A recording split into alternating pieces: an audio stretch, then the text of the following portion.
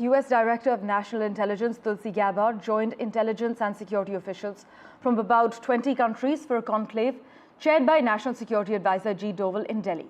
This actually makes her the first high-ranking official from the second Donald Trump administration to visit our country. But besides the US Director of National Intelligence Tulsi Gabbard, Canadian spy chief Daniel Rogers and Britain's MI6 boss Richard Moore are among the top global intelligence czars who've converged in India this last weekend.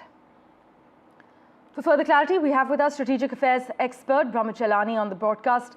As always, sir, thank you so much for making time for us.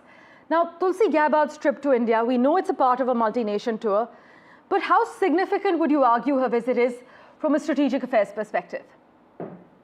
It's very important in the bilateral context because she is a very important player in the Trump administration, and it's important both for the US and India to mend this relationship, which came under somewhat pressure during the Biden era.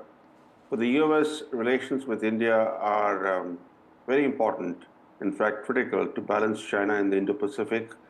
Without a strong relationship with the rising India, the Trump administration cannot pursue its free and open Indo-Pacific strategy. Indeed. And for India, the relationship with the United States is critical to its economic and military security. Therefore, it's in the interest of both countries to mend that relationship, to ensure that the relationship regains its momentum, the momentum that we saw in the first term of the Trump administration. Right. The fact that the Trump is back in the White House is good news for the US-India relationship. In fact, as I mentioned, this is the first high-level visit to India by a top official from the Trump administration, Trump 2.0.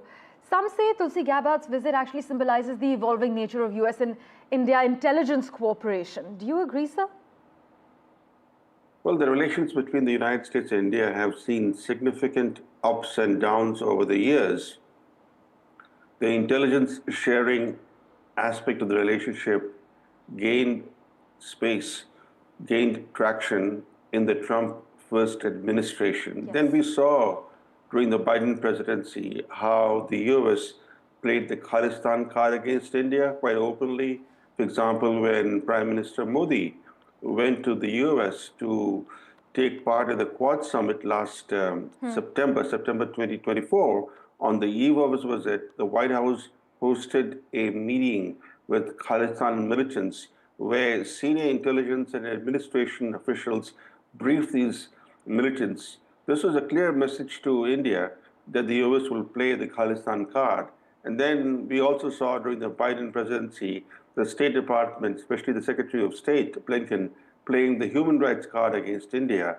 So given what we saw in the last 3 years in particular, building trust became difficult.